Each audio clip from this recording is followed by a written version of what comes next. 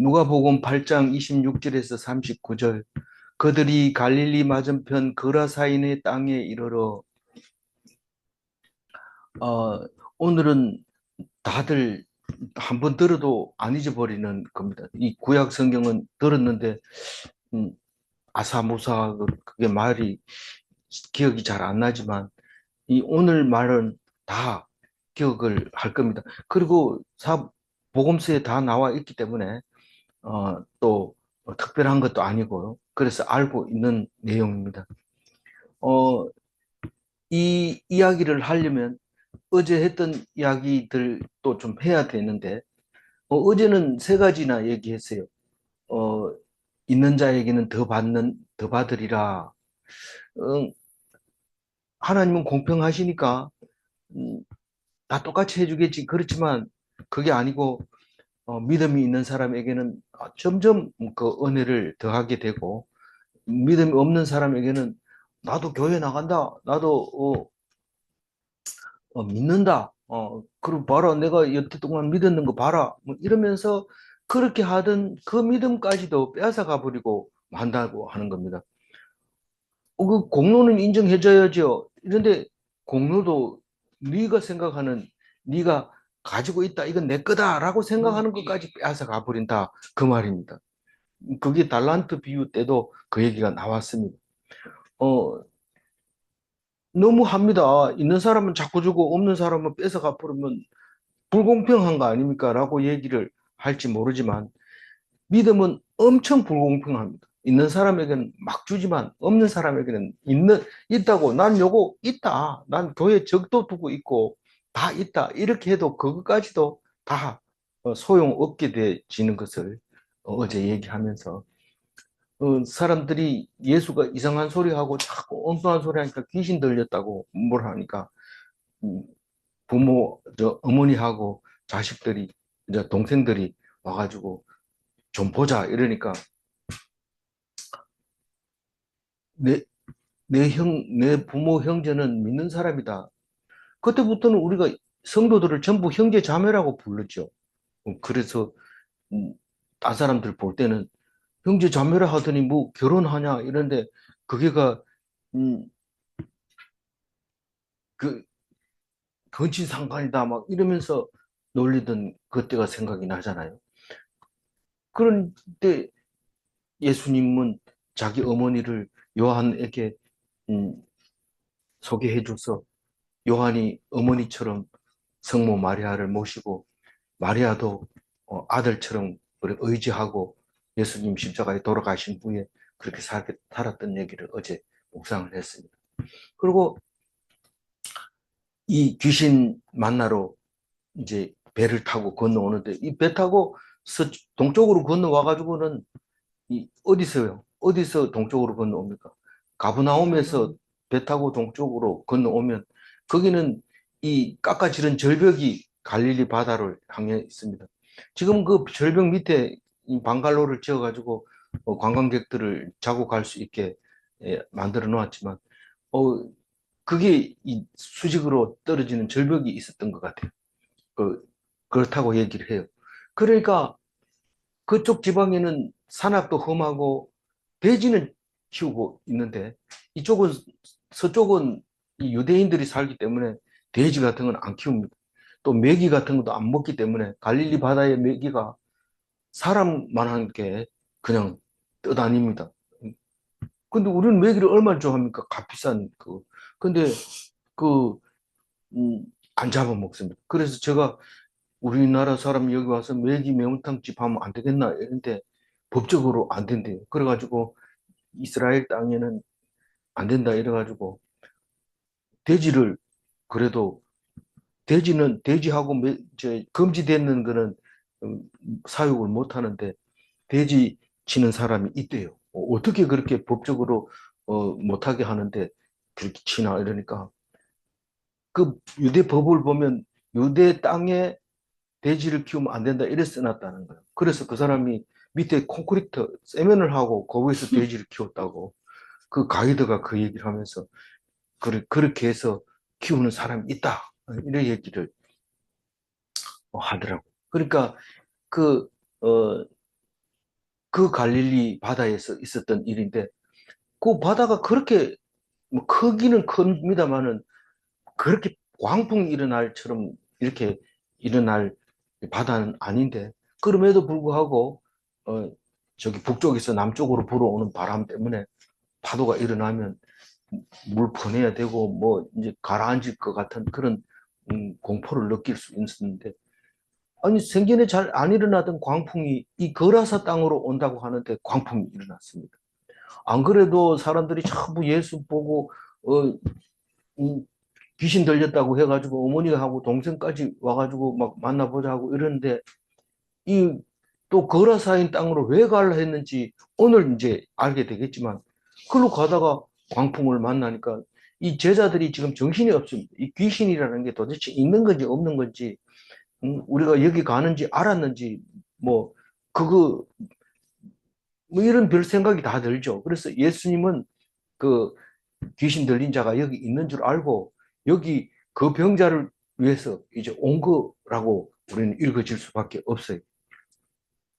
그래서 오늘 읽어보면은 이 예수 믿는다고 폼 탁 잡고 있던 사람들이 오늘 읽어보면 좀 지저분해 보이고 그렇게 보입니다. 왜냐하면 이 귀신을 상대로 해야 되기 때문에, 우리 환자 상대하면 이게 의사가 굉장히 멋있는 것 같이 보이지만 이 그 수술실에 들어가 보면 엉망진창입니다.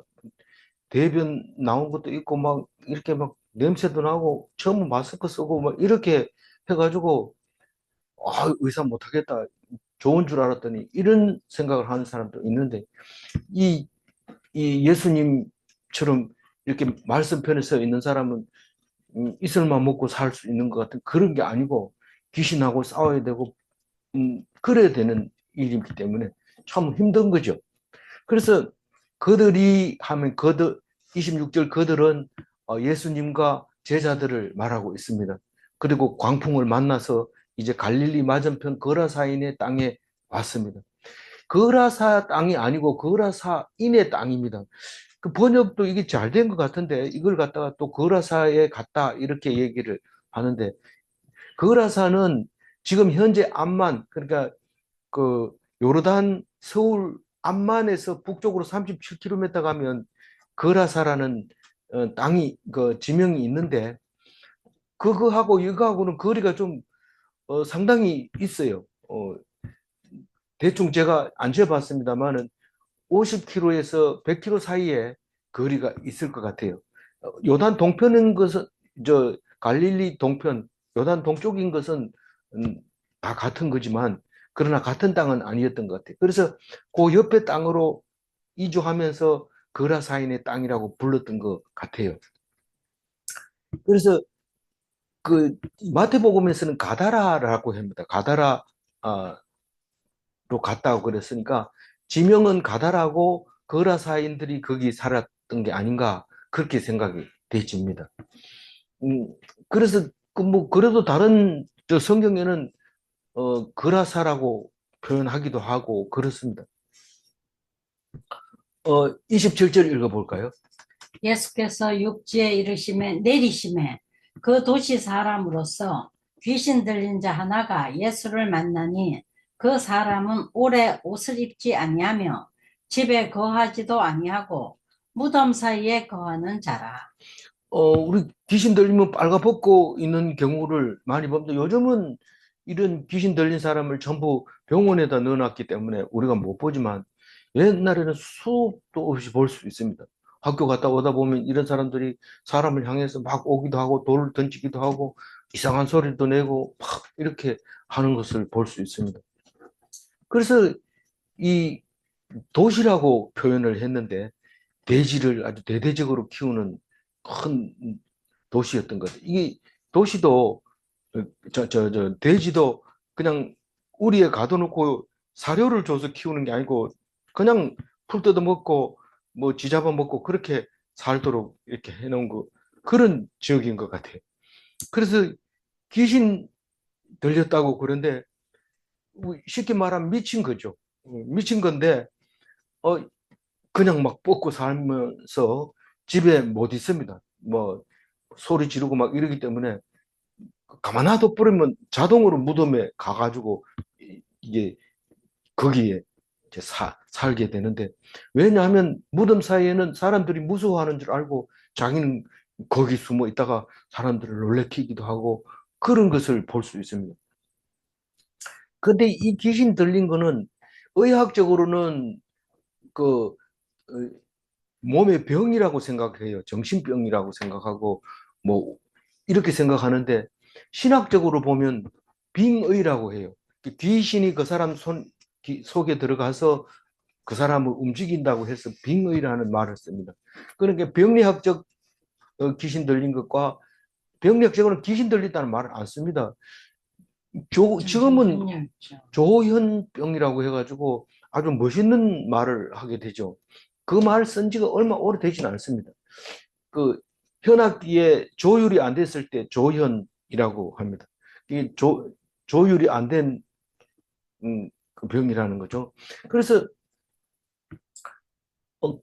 그런 이제 신학적으로는 귀신이 그 사람 속에 들어가서 그 나오기도 하고 들어가기도 하고 그 사람을 조정하기도 하고 그런다고 생각을 하고 있기 때문에 어 그 교회 목사도 귀신을 다루는, 신부도 귀신을 다루는, 목사는 뭐 귀신을 그렇게 안 달고 귀신 들렸으면 병원에 가라 이래가지고 그 약 처방 받고 신이 은사 그 있는 사람. 그렇게 이제 보통을 하죠. 그런데 그 신학적으로는 그 가톨릭에서 이 귀신 쫓아내는 그 죽기. 축기사가 있고 또 테마사가 있고 구마사가 있고, 테마사, 구마사, 축기, 엑소시스트 같은 말이 귀신 쫓아내는. 근데 개신교에서는 그런 거 거의 없습니다. 그리고 이 비슷한 게 있는데 뭐 강시라 해가지고 이 시체가 막 다니는 좀비라고도 하는데 그런 거하고는 다른 겁니다. 그건 그냥 상상해서 만들어 놓은 거고, 흡혈귀, 피 빨아먹고 뱀파이어 이런 건 또 비슷한 것처럼 보이지만 그거는 별도로 그냥 가상적으로 만드는 거지 현실적으로 있는 건 아니고 그런 거죠. 그런데 이게 실제로 귀신은 귀신같이 압니다. 그래서 귀신을 다루는 것은 목사도 있고 신부도 있고 또 누가 있어요? 무당도 있고 이렇습니다. 무당이 목사 만나가지고 우리 동종업계 사람이다 이래 생각할지 모릅니다. 그러나 완전히 딴판입니다. 그 대적이죠. 그러니까 음, 무당은 음, 파리대왕 뭐죠? 손벌. 어, 발세볼. 바알세불이라고 말할 수 있어요. 귀신을 다루는 것 중에 대빵이라는 거죠. 그러나 목사는 그 반대이기 때문에 이, 그 동종업계라고 할 수 없죠. 신학적으로는 보면 동종업이 맞습니다. 그 신을 귀신을 다루는 거니까. 28절 읽어볼까요? 예수를 보고 부르짖으며 그 앞에 엎드려 큰 소리로 불러 이르되 지극히 높으신 하나님의 아들 예수여, 당신이 나와 무슨 상관이 있나이까? 당신께 구하노니 나를 괴롭게 하지 마옵소서 하니. 어떤 그 기독교인들은 점치러 가면은 점괘가 안 나온다 하면서 당신 교회 다니지 뭐 이렇게 한다고 그래요. 저는 안 가봐서 모르는데. 근데 이 귀신은 예수님을 귀신같이 알아보는 봅니다. 이 가브나움에서 귀신 들린 에, 자도 예수님을 알아봤습니다. 어, 요 앞에 한번 나왔죠. 한번 나왔어요. 그리고 여기서 예수님을 보면서 나와 무슨 상관이 있나이까 이렇게 소리를 지르는데, 만나자마자 그런 게 아니고 예수님이 이 말하기 전에 뭐라 했다고요? 29절 한번 읽어볼까요? 이는 예수께서 이미 더러운 귀신을 명하사 그 사람에게서 나오라 하셨습니다. 미리 얘기를 했기 때문에 이런 말을 하는 겁니다. 그냥 보자마자 한 게 아니고. 그리고 괄호 쳐놓고 귀신이 가끔 그 사람을 잡음으로 그를 쇠사슬과 고랑에 매어 지켜 쓰되 그 맨 것을 끊고 귀신에게 몰려 광야로 나갔더라. 요거 괄호 치놓은 거는 나중에 이제 누가가 쓰지 않고 보충해서 넣었을 그 가능성이 있는 구절이 그렇습니다. 그러니까 어떤 사본에는 없는 그런 구절입니다. 그러니까 28절 이야기의 배경이 29절에 나와 있는 겁니다. 무슨 상관이 있을까요? 그 눌린 자를 자유롭게 해주는 관계입니다. 다시 말해서 귀신을 쫓아내는 그런 예수님이고, 어, 귀신은 사람 속에 들어가서 사람을 괴롭히고 힘들고 눌려 있게 살게 하는, 그게 그 서로 다른 관계입니다. 그러니까 나를 괴롭게 하지 마옵소서, 이 말은 나오라고 하니까 못 나가겠다는 뜻입니다. 나를 괴롭게 하지 말라는 것은. 내가 내 일을 하고 있는데 왜 당신이 방해를 하냐? 네, 그런 말이죠. 그, 그러니까 귀신 들린 사람이 사람 입을 통해서 막 얘기합니다. 그럼 뭐 이상하게 소리가 사람이 알아듣지 못하는 말도 하고 눈도 뒤집혀 있고 초점도 안 맞추고 그리고 씩씩 소리 내면서 옷도 안 입고 막 이렇게 댕기는데 이 정신병원에 가면 무조건 묶어 놓습니다. 왜냐하면 돌발 행동을 하기 때문에 안 됩니다. 이거를 정상적으로 판단을 하기가 어렵습니다. 그래서 의사가 정상적이다 이렇게 해버리면 큰일이 생깁니다. 지난번에 어, 저, 그 조현병 환자를 내보냈는데 칼을 가지고 의사를 찔러 죽인 사건도 있고 또 얼마 전에 또 초등학교 선생님도 그렇게 치료를 받고 의사가 근무해도 된다 해서 보냈는데 바로 얼마 안 있어가지고 아이를 죽이는 이런 일이 생기는데 이 돌발 행동 때문에 이 귀신 들리면 무조건 그맨 것을 저기 묶어놔야 돼요. 그리고 자살 미수도 이 같은 걸로 인정합니다. 막 자기를 막 해치고 나중에 막 목숨을 끊고 막 이렇게 물에 막 빠지기도 하고 이렇게 하는데 그런 행동을 우리는 이해를 못하기 때문에 묶어놔야 돼. 묶어가지고 놔두는데 아무리 묶어놔도 막 힘이 세가지고 그걸 풀어버립니다. 그냥 있는 힘을 다해가지고 그냥 풀어가지고 자기 멋대로 돌아다니는데 그 광야까지 막 이렇게 나가고 어디로 가는지 못 찾아가지고 막 있다 보면 어떤 경우에는 물에 빠져 죽은 것도 있고 막 그렇게 귀신 들리면 희한한 일을 하는 거죠. 그래서 음, 예수를 보자마자 발작을 하는 거죠. 왜 왔냐 이러면서 소리 지르면서. 그러니까 예수님이 뭐라고 합니까? 30절 읽고. 예수께서 내 이름이 무엇이냐 물으신즉 이르되 군대라 하니 이는 많은 귀신이 들렸습니다. 뭐 군대 귀신이 제일 많고 그 다음에 7 귀신 들린 거, 뭐 귀신 1개 들린 게 별로 없는 것 같아요. 근데 그게 뭐 그렇게 군대까지 있느냐 이러면 우선 7가지를 한번 생각해 보면 7 귀신이 뭘까요? 이 그 누가복음에 나왔잖아요. 11장 26절에 아직 안 나왔죠. 11장이니까. 예. 예, 한번 읽어봐요. 이에 가서 저보다 더 악한 귀신 7을 데리고 들어가서 거하니 그 사람의 나중 형편이 전보다 심하게 되느니라. 이 예수님이 7 귀신 쫓아냈다는 얘기는 없는데 7 귀신 들어왔다는 얘기를 오늘 그 누가복음에서 다른 데서도 마찬가지 얘기하고 있습니다만은 귀신 들린 사람을 귀신 쫓아내 줬어요. 그랬는데 이 나중에 이 귀신이 갈 데가 없어가지고 돌아다니다가 갈 데가 없다 이러면서 왔던데 가보자 이래 가니까 깨끗하게 청소해 놓은 거예요. 그래 7 귀신이 들어가가지고 전의 형편보다 더 나빠졌다. 그 얘기를 하는데 막달라 마리아는 7 귀신을 쫓아낸 여자라고 얘기를 합니다. 그러니까 그 사람이라면 확실히 나중에 다시 가서 그 쫓아낸 건 사실입니다. 우리가 뭐 굳이 입을 말할 필요는 없지만 잘 아는 말이 나는 이제 마음을 비웠다. 이렇게 얘기하는 경우가 많습니다. 마음을 비웠다는 게 그 7가지의 악한 마음을 버렸다 이런 뜻입니다. 그 마음을 비우고 있다 보면 또 악한 짓을 하는데 훨씬 단수 높은 악한 짓을 하는 것을 볼 수 있습니다. 그래서 그 예수님이 누가복음 11장 26절에 한 말씀은 너희들이 마음을 비웠다고 해가지고 그냥 가만히 있으면 귀신 또 들어간다. 그러니까 어떻게 해야 된다? 하나님 말씀 꼭 붙잡아야 된다. 은혜 받았다고 이제 싹 비웠다고 다 내려놓고 남편한테도 희죽희죽 웃고 아내한테도 희죽희죽 웃고 이렇지만 그 속에다가 말씀을 안 넣게 되면 바로 돌아가는데 그동안 참았던 거 다 나오는데 7가지 다 나옵니다. 7가지가 뭐냐고 생각하니까 돈 없으면 귀신 들려요. 돈 때문에 정신이 이상한 사람 많이 봤습니다.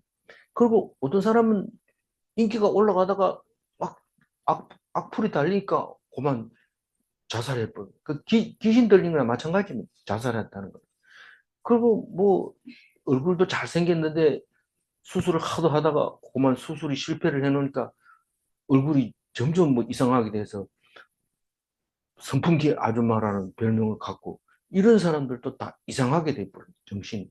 그리고 칭찬받고 인기 좋고 막 참 사람들이 이러다가 갑자기 또 정신이 이상한 사람 되고 또 학벌이 좀 모자라서 또 그렇게 이상하게 되는 사람이 있습니다. 뭐 학벌 있는 사람 앞에 가가지고는 기 못 펴고 뭐 이런 사람들 있어요. 건강도 그렇고요. 제가 잘 아는 그 학교 친구가 하나 있는데 내보다 1살 많았어요. 근데 정신이 좀 온전치 못해서 한 해를 이제 휴학을 하고 저하고 같이 했는데 제가 학교 들어올 때 한 해 재수했기 때문에 나이가 동갑이었어요. 그래서 선배지만은 내가 내 말을 잘 듣고 또 잘 따라 했어요. 그런데 그 친구가 정신이 이상한 게 이 가난한 거였던 거예요. 돈이 없어서 가난했는데 교복을 남의 거 이제 그 헌 거 입었던 거를 사서 입고 다니는데 다른 사람들이 이 멋있는 맞춰 입은 교복을 입고 다니는 거를 보지를 못해. 얼굴을 못 들고 눈을 못 맞추고 항상 고개를 떨구고 이렇게 다녔는데 그거를 저한테 얘기를 하는 거예요. 그래서 저하고 상당히 오랫동안 친하게 지냈는데 그래서 나만 보면 그렇게 좋아하고 장난치고 막 이래 발로 차고 이러는데 그 병이 잘 안 나요. 그렇게 좋다가도 또 상태가 나빠지고 지금 졸업을 할 때는 같이 했는데 어디 있는지를 알 수가 없어요. 그런데 그 교회도 따라가고 그런데 막 이렇게 부들부들 떨고 그럽니다. 좀 안타깝죠. 어쨌거나 그런데 그것뿐만 아니라 권력을 가진 사람들도 그렇습니다. 근데 오늘은 그 군대라고 얘기합니다. 군대라고 하면 지금 7가지뿐만 아니라 엄청 많은 뭐 부러움의 대상이 사람을 괴롭게 합니다. 누릅니다. 이게 마음이 우울하게 만들고 그런 거죠. 그래서 병원에 가면 그냥 수면제 주고 그냥 편안하게 쉬도록 이렇게 하면 그 약 먹으면 자꾸 자기 때문에 정세가 잘 안 나타납니다. 그런데 완치가 안 되는 거예요. 그래서 심약한 사람이라고 말하죠.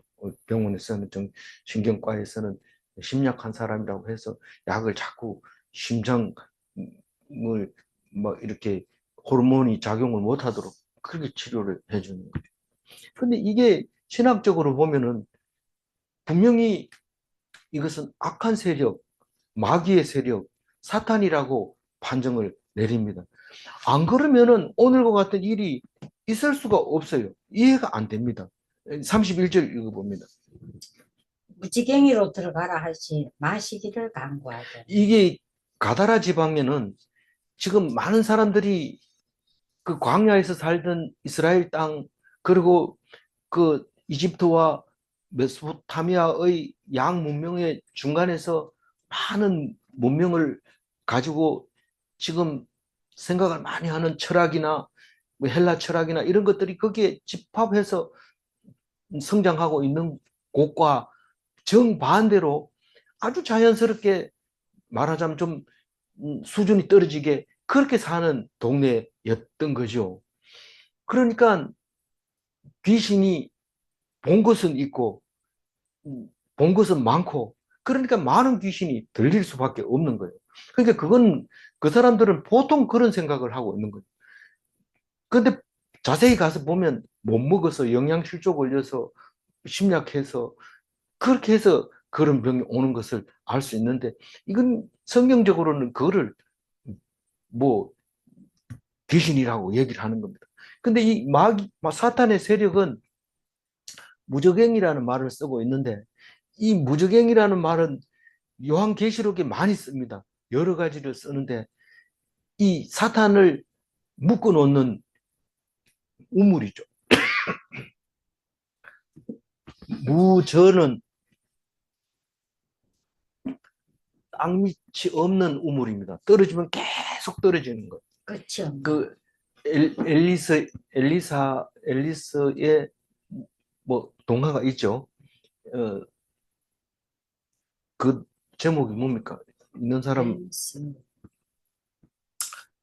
저기 채팅창에 올려주세요. 그게 앨리스 뭔가 이게 떨어지면 계속 이게 계속 떨어진다는 것은 무중력 상태로 된다는 거예요. 그러니까 몸을 이게 중력 때문에 우리가 땅을 딛고 서서 움직이지만은 이게 무중력 상태가 되면 기준점이 없기 때문에 뭐 그냥 계속 이렇게 뭐 불안한 상태이죠. 그래서 아무 활동을 못 합니다. 그 무적행에 빠지면 끝없이 떨어지니까요. 그런데 이 무적행은 그 사탄을 귀신을 가두는 곳이 무적행입니다. 그래서 계시록 20장 3절 한번 읽어봐 주세요. 무적행이에 던져 넣어 잠그고 그 위에 임봉하여 천년이 차도록 다시는 만국을 미혹하지 못하게 하였는데 그 후에는 반드시 잠깐 놓이리라. 네, 이상한 나라의 앨리스 맞습니다. 감사합니다. 그러시네요. 네, 전준아 집사님인데 그, 그 앨리스 보면 그 계속 그게 이제 사탄을 거기다 집어넣는데 요한계시록 20장 3절에 이게 뭔 말입니까? 이런데 요한계시록을 좀 읽고 나면은 참 이게 요한계시록이 읽을수록 재미있는 얘기입니다. 그 무적행의 요한이 지금 환상을 보고 쓴 그가 요한계시록이잖아요. 그거를 뭐 오해해가지고 막 이거를 막 강조하고 막 이렇게 하면 그 계시록은 그거는 그런 의미를 가지고 있으면 안 됩니다. 왜냐하면 계시는 말 그대로 계시기 때문에 그거를 사람한테 적용시켜서 막 이렇게 하면 아주 위험한. 계시록은 믿는 거지 그걸 가지고 이용하면 안 되는 거예요. 이 무저행에 집어넣고 잠근다는 것은 예수님만 할 수 있는 건데 예수님이 있는 동안에는 사탄은 이 귀신은 무저행에 들어간 거나 마찬가지입니다. 힘을 못 써요. 예수님이 있는 동안에는. 근데 거기다 임봉을 해서 천년이 차도록 만국을 미혹하지 못하게 했다. 만약에 이 사탄을 무적행에 넣고 임봉을 해가지고 못 나오게 한다면 우리는 천국에 살고 있는 거죠. 천국에 살고 있는데 그게 천년이 도대체 몇 년이냐? 하나님의 시계는 우리 시계하고 다릅니다. 우리는 시계가 수평으로 돼 있다면 하나님의 시계는 수직으로 돼 있어요. 그러니까 천년이 하루 같고 하루가 천년 같고 우리가 생각하는 거 다릅니다. 실제로 그런 날 실제로 우주로 나가도 시간이 달라집니다. 우주로 나가도 우리가 생각하는 시간하고 다릅니다. 우리는 아무리 빨라도 빛의 속도 이상으로 달릴 수 없지만 우주로 나가면 빛의 속도 이상으로도 갈 수 있다는 겁니다. 그러니까 우리가 생각하는 그 생각하고는 완전히 다른 말을 하고 있는 거기 때문에 이 시간이라고 표현한 것처럼 천년이 차도록 이런 말은 그 기간은 우리는 신경 안 써도 됩니다. 우리에게 주어진 기회가 천년이라는 그 밖에 그렇게 이해를 하면 됩니다. 뭐 저처럼 꼭 그렇게 이해할 필요는 없어요. 제가 이해하는 것만 가지고 얘기를 하고 있는 겁니다. 그러니까 다시 말해서 사탄이 활동을 못하는 기간이 천년이라는 겁니다. 근데 그 후에 잠깐 노일이라, 그 후에 잠깐 노일이라 이 말은 여러 군데 나오는데 예수님도 십자가 달려 돌아가실 때 잠깐 공중 권세 잡은 자들에게 권리를 내준다고 얘기합니다. 안 내주면 십자가에 못 박을 사람이 없습니다. 예수님을. 그런데 그 사탄에게 딱 내주고 십자가에 못 박혀 죽고 다시 삶으로서 못 박은 사람들을 이기는, 승리하는 그런 구조로 되어 있는 겁니다. 그러니까 무슨 말인지 이해를 그렇게 해야 된다 이 말입니다. 우리는 지금 사탄의 세력을 물리치고 삽니다. 예수님 이름으로. 그래서 사탄이 작동을 못해요. 예수 믿는 사람은 미친 사람 없어요. 그런데 그런 삶을 살지만 그러나 그 세력, 우리가 원수라 하면은 사탄이라고 하죠. 사탄이라고 하는 것은 어, 고통스러운 거, 죽음, 그것은 알겠는데 부러워하는 거, 성질 내는 거, 이게 다 사탄의 역할인 거죠. 그 사탄의 역할을 예수님으로 말미암아 못하게 하고 있다가 결국은 죽을 때는 그 사탄에게 내주고 죽음도 죽게 됩니다. 그런데 이 요한계시록 20장 3절 뒤에 보면 이 잠깐 노일이라 그 20장은 전체가 그 말을 하고 있습니다. 둘째 사망을 견딘 사람들이 라는 거죠. 그 둘째 사망을 견딘 사람. 다시 말해서 예수님처럼 그 부활할 수 있는 사람들이 겪는 것을 보니까 사탄이 그 사람들에게 꼼짝 못하고 천년 동안 갇혀 있었더라. 그러나 끝에 가가지고는 그 사탄으로 인해서 죽임을 당하는데 놓인다는 게 죽임을 당한다는 뜻입니다. 그럼 우리는 죽습니다. 사탄에 의해서 마지막 대적은 사망이니까 죽습니다. 그러나 둘째 사망을 이기지 못한다. 다시 말해서 다시 부활한다. 예수님의 모습을 그대로 표현한 겁니다. 그래서 이 그 계시록을 다른 거 다 읽고 읽어야 되는 이유가 거기에 있습니다.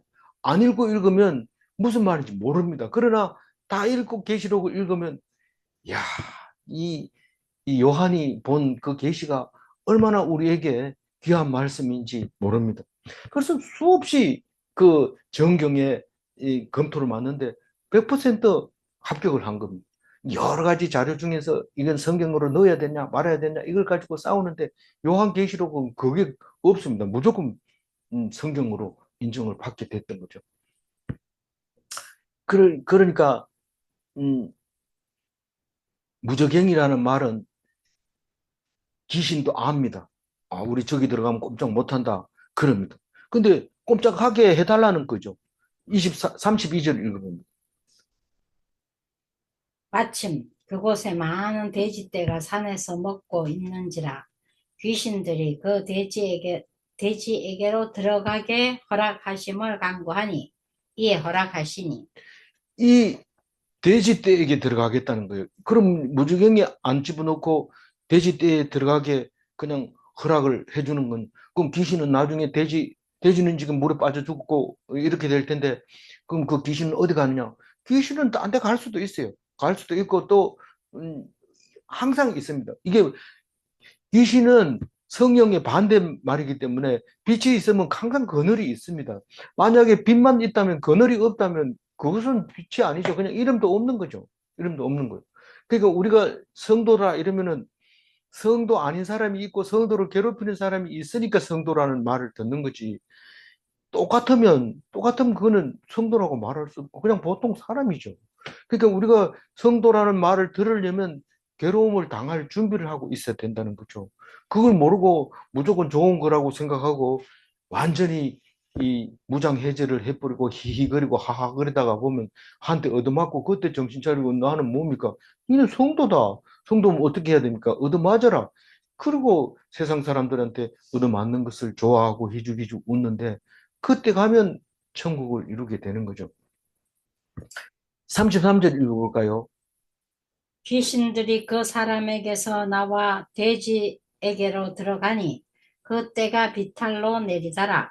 포수에 들어가 몰사하거늘. 우리는 이걸 보면서 귀신을 신학적으로는 충분히 이해가 가지요. 돼지 떼들이 바다에 빠지는 게 전혀 이상하지 않고, 귀신이 그렇게 한 거니까 확실하지만, 의학적으로나 또 생물학적으로나 또 과학적으로 따져봤을 때 이게 이해가 안 가는 거예요. 돼지떼가 왜 바다에 다 빠지냐? 귀신 들렸다. 아니, 귀신 그런 얘기하라. 지금 요새 귀신이 어디 있어? 이렇게 얘기하는 사람들이 이해를 못 합니다, 이거를. 이해를 못 합니다. 사실 제가 어렸을 때 본 것도, 그리고 지금도 동화가 나옵니다만은, 막 이게 쥐들이 그냥 떼거리로 막 바다에 빠지는 이야기들이 나옵니다. 그걸 어떻게 이해해요? 어떤 과학자들은 이렇게 얘기합니다. 생태계가 막 이렇게 복잡해지면 호르몬이 이상하게 작동을 해서 다 빠져 죽는다는 거예요. 이 돼지가 지금 그렇게 갈릴리 바다에 빠져 죽는 거죠. 몇 마리 빠져 죽었다 했어요? 삼촌. 2천 마리라고 마가복음 5장 13절에 나와 있어요. 아유, 많은 그냥 돼지들. 네, 여기는 많은 했지만 마가복음에는 허락하신데 더러운 귀신들이 나와서 돼지에게로 들어가며 거의 2천 마리 되는 떼가 바다를 향하여 비탈길로 내리다라 바다에서 몰사하거늘. 보통 때는 그 길로 잘 안 가지만 갑자기 거기를 쫙 빠져서 바다로 빠지는 거 봅니다. 그러니까 뭐 사람들이 깜짝 놀라는 거죠. 이게 무슨 일이냐. 그래서 신학적으로는 말이 됩니다. 빙의 귀신이 그 몸속에 들어가서 그 사람을 움직이게 하는 거. 어, 그걸 얘기하니까 깜짝 생각나는 게 있는데, 죽은 쥐가 막 움직일 때가 있어요. 이렇게 길 가다 보면 죽은 쥐가 많거든요. 근데 어떤 쥐가 딱 움직여서 깜짝 놀라서 발로 차보니까 그 밑에 이제 구더기들이 살면서 막 움직이니까 이게 같이 움직이는 거예요. 이게 그 속에 뭐가 가면은 그렇게 이제 움직이는 모습을 보는데, 신학적으로 보면 귀신이 들어가는 거라고 하는 거죠. 그래서 그 부정한 동물, 귀신은 부정한 거를 좋아합니다. 또 멀쩡하더라도 귀신이 들어가면 부정하게 됩니다. 더럽게 씻지도 안 하고, 또 말도 좀 이쁘게 안 하고, 또 씩씩거리는 이상한 소리도 내고, 그리고 옷도 막 벗어버리고, 뭐 부끄러운 걸 모르니까요. 그 귀신은 그러니까 돼지한테 적합한 거예요. 소한테나 뭐 양한테 일이 안 들어갑니다. 소나 양이 그렇게 막 이상한 행동을 안 합니다. 돼지는 그냥 막 돌진을 해버리고, 목적도 뭐 없고, 그냥 무서운 것도 없이 그냥 막 돌진합니다. 그게 이제 저돌적이다 이랬죠. 돼지는 그냥 막 상대방이 뭔지 모르고 그냥 그대로 들이받아 버린 거죠. 이 돼지는 그렇게 죽었습니다. 34절. 치던 자들이 그 이루어진 일을 보고 도망하여 성내와 마을에 알린. 이, 이 돼지를 이 방목을 해서 낭떠러지가 있어도 그거는 돼지가 안 갑니다. 왜냐하면 그 떨어지면 죽는 줄 알기 때문에 거기는 철조망도 안 쳐놓고 그냥 이쪽에만 산능층에만 이렇게 철조망 쳐놓고 있으면 돼지는 그 100마리 있으면 100마리 그대로 있습니다. 2천 마리 있으면 2천 마리 그대로 있는데, 아니 한 사람이 귀신 들린 사람이 멀쩡해지더니 돼지들이 다 바다에 빠지는 거예요. 그러니까 이 사람들이 깜짝 놀란 거죠. 우리 돼지가 다 죽었다. 어떻게 죽었냐? 다 바다에 빠져 죽었다. 그 왜 그랬나? 근데 그 이상하게 그 미친 사람이 조용하게 있었어. 이렇게 얘기를 하는 거죠. 그러니까 무서운 일이 보통 일이 아닌 거. 귀신보다 더 무서운, 그 귀신 한 사람은 그냥 늘 있는 게 그 자리고 소리 지르고 괴상하게 하는 그 소리는 있는데, 그 사람이 지금 조용해져 버리고 돼지도 다 물에 빠지고 이게 이상한 일이 있다. 그래서 그 돼지 치던 사람들이 마을에 들어가서 이야기를 합니다. 그 성에 들어가서 그 도시라고 그랬죠? 도시라고 그랬죠? 그 앞에 보면 그 도시라고 그랬어요. 그 성이 도시 저기 27절에는 도시라고 그러고 여기는 마을이라고 했나요? 어, 그 마을이라고 표현했는데 그 소문이 이제 들어가는 거죠. 35절 읽어. 사람들이 그 이루어진 일을 보러 나와서 예수께 이르러 귀신 나간 사람이 옷을 입고 정신이 온전하여 예수의 발치에 앉아 있는 것을 보고 두려워하거늘. 예수님은 귀신을 쫓아내놓고 뭐 하라고 그 앉아 있었을까요? 귀신 뭐 미친 사람이 좋아서 앉아 있었을까요? 그 귀신을 쫓아내고 이렇게 하면서 말씀으로 그렇게 했죠. 그러니까 귀신이 나가라고 명령하는 것은 누가가 기록한 거지만 그 앉아서 하나님의 말씀을 선포를 했을 겁니다.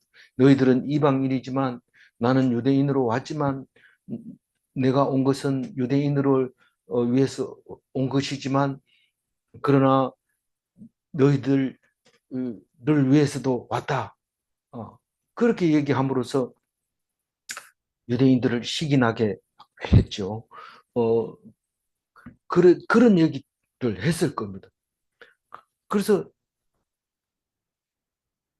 그 옆에 앉아가지고 그 얘기를 이렇게 듣고 있는 거예요. 이 정신 나간 사람이. 그 얘기 듣고 보니까 옷을 안 입었네. 이러면 옷 입고. 그리고, 이제 정신을 집중해서, 듣는데, 그 발 앞에서, 발치해서. 그러니까 사람들이 맨날 저 사람만 보면 뭐 눈이 뒤집혀가지고 이상한 소리 하더니 예수님 앞에서는 이렇게 이쁜 얼굴 하고 이렇게 쳐다보고 앉아 있는 것을 보고 이게 무슨 일이냐. 저 사람이 온전해진 거는 둘째치고 돼지들이 왜 다 죽었냐. 그러면서 이제 보고 있어서 두려워했다 그렇게 얘기하는데 이 두려워한다는 공포스러운 거예요. 이게 분위기 파악이 안 되니까 무서운 거예요. 알면은 떨질 않습니다. 두려워하지 말라 이럴 때 알면은 안 두렵지만 모르면 두렵습니다. 그래서 예수님 와서 두려워하지 마라 내가 한 거다 이렇게 하면 안 두렵고 담담하지만 안 그러면 누구한테 물어봐야 되냐? 이리 뛰고 저리 뛰고 해도 성이 안 차고 막 그러면 자다 말고 이상 발작 현상을 일으키고 그런 것이죠. 36절에 귀신 들렸던 자가 어떻게 구원을 받았는지를 본 자들이 그들에게 이르매. 그러니까 귀신 들렸던 자가 말했어요? 아니잖아요. 귀신 들렸던 자가 말한 게 아니라 어떻게 구원받았는지, 이 구원받았다는 게 몇 날, 며칠 날 구원받았냐, 이런 말을 하면 안 되는 게 구원은 날마다 받아야 돼요. 날마다 새로워지고, 날마다 새로워지는 게 그게 구원받은 거예요. 어제는 싸웠지만 오늘은 안 싸우고, 이것도 구원받은 거예요. 그냥 안 싸운 게 아니라 하나님 말씀 듣고, 은혜 받고, 그리고 구원받고. 그럼 내일 또 싸우면 어떻게 됩니까? 또 은혜 받고 또 구원받고. 날마다 구원을 이루어가는 삶이 언제까지? V데이까지. 그 승리하는 날까지. 내 손에 든 금을 꽂지 말아라. 끝까지 잘 싸워 이겨라. 언제 끝인데요? 끝났다고 할 때까지. 호흡이 멈추는 데까지 그렇게 해야 돼. 그럼 우리는 언제 쉬어요? 쉴 수가 없어. 이 땅에서는 지금 급해. 그래서 세월을 아껴 들어놓아가지고 잘 일이 아니야. 지금 빨리 일어나서 하나님 말씀 듣고 무기를 가지고 했을 때 그날이 오면 상을 받지만 내일 가지 뭐 이러고 내일 묵상하면 안 될까? 안 됩니다. 그게.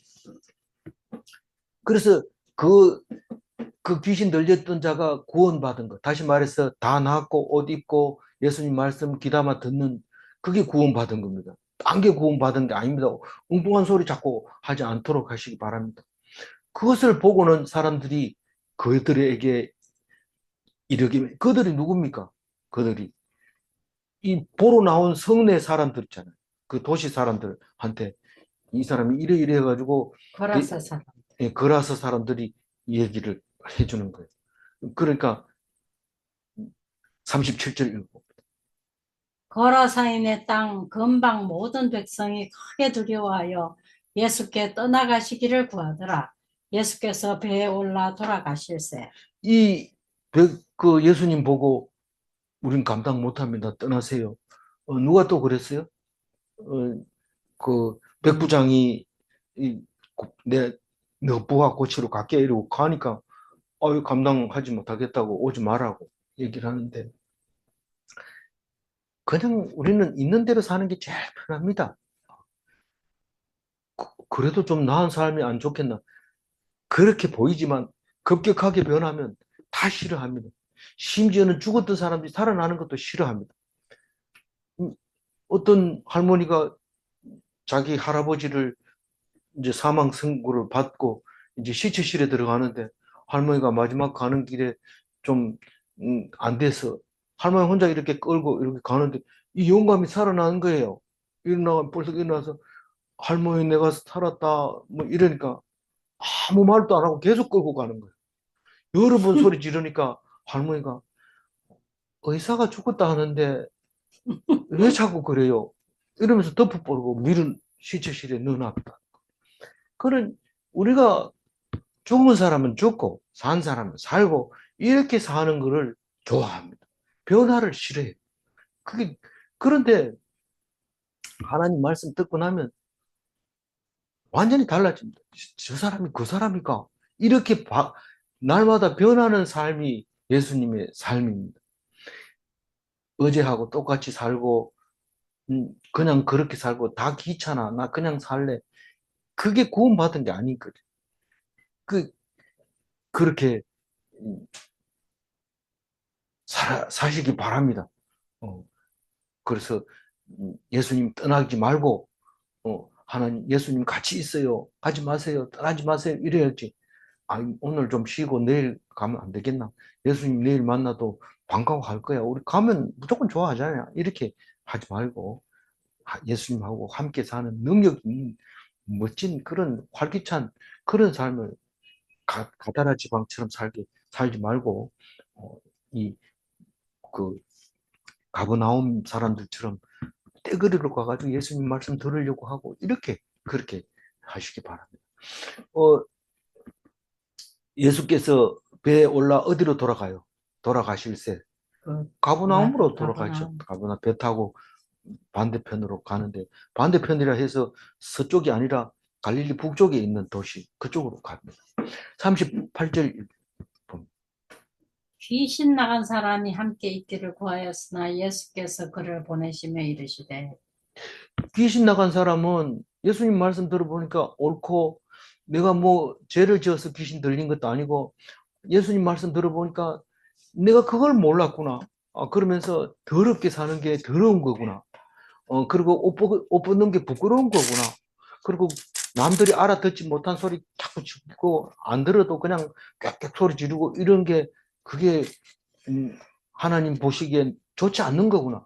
어떤 사람은 남이 듣든지 안 듣든지 자기 얘기만 계속 하는 사람이 있어요. 그럼 뭐 당신은 뭐 1시간 동안 계속 혼자 떠들잖아요. 이런데 그게 아니거든요. 그러니까 그 귀신 나간 사람은 예수님 말씀을 듣고 계속 듣고 싶어서 그래서 예수님 같이 따라가면 안 될까요? 내가 어디든지 따라가고 싶어요. 이러니까 예수님께서 안 보내줍니다. 39절 읽어봅니다. 집으로 돌아가 하나님이 내게 어떻게 큰 일을 행하셨는지를 말하라 하시니 그가 가서 예수께서 자기에게 어떻게 큰 일을 행하셨는지를 온 성내에 전파하니라. 이 생명의 은인은 예수님을 안 떠나고 싶고 평생을 예수님과 살고 싶어 하지만 예수님은 네가 할 일은 평생 이 땅에서 예수님만 가지고 막 손 지르고 이렇게 말씀을 듣기를 원하지만 말씀 듣는 것보다 네가 해야 될 사명은 들은 말씀, 받은 은혜, 일어난 역사를 다른 사람들에게 증거하는 게 더 중요하다. 네 개인적으로 은혜 받는 것보다 네가 받은 그 은혜를 딴 사람에게 전해주는 것이 네가 할 일이다. 그렇게 얘기를 해줍니다. 근데 뭐 온 천지에 다니면서 복음을 전파하라는 게 아니라 집으로 가서 집에다가 얘기를 하라는 겁니다. 집에. 그래서 목사 안수를 받으면은 큰 교회 가가지고 담임 목사하고 이러기를 원하지만 그게 아니라 가족들하고 집 식구들에게 이야기를 하고 그렇게 해서 가족들하고 가족 품에서 하나님의 은혜를 나누어라. 하나님이 네게 어떻게 큰 일을 했는지 전해라. 나는 귀신 들린 적이 없어서 큰 일을 말할 게 없어요.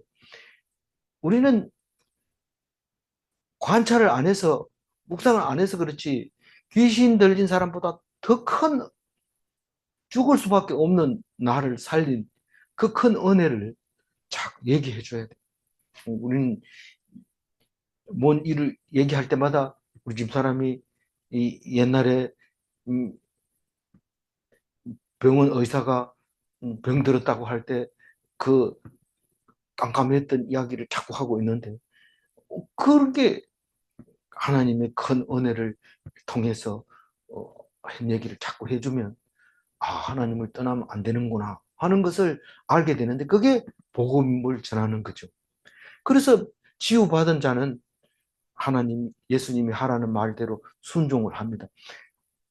치유를 제대로 안 받은 사람은 예수님 무조건 따라갑니다. 무조건 따라가면 안 되고 하나님이 하라는 대로 순종해야 됩니다. 그러면서 오늘 복음이라는 것은 딴 게 아니라 예수님을 만나면 이방인도 구원받는다. 그 얘기를 전하고 싶은 거죠. 오늘 39절 하이라이트만 읽어봅니다. 그가 가서 예수께서 자기에게 어떻게 큰 일을 행하셨는지를 온 성내에 전파하니라. 기독인은 귀신 들린 자가 없습니다. 믿음과 귀신은 함께 할 수 없습니다. 질문합니다. 누구나 하나님이 자기에게 행하신 큰 일이 있는가? 그걸 있어요. 그런데 안 찾아내고 그냥 묵과해버리고 간과해버리기 때문에 모르는 거죠. 질문 2.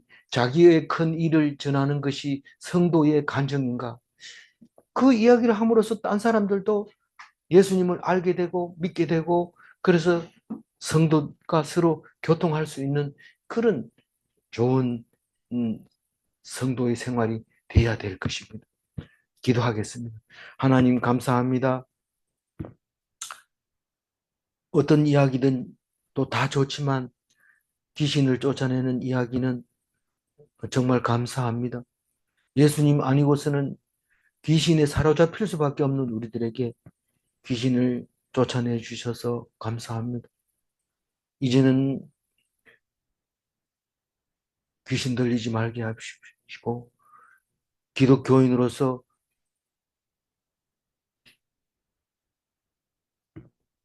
정신이 온전하게 하여 주옵소서. 자살도 하지 말게 하여 주옵소서. 귀신이 쫓아나가서 결국에는 다 이기고 죽음까지도 이기는 그리스도인이 되게 하여 주옵소서. 감사드리옵고 우리 주 예수 그리스도 이름으로 기도 올리옵나이다. 아멘.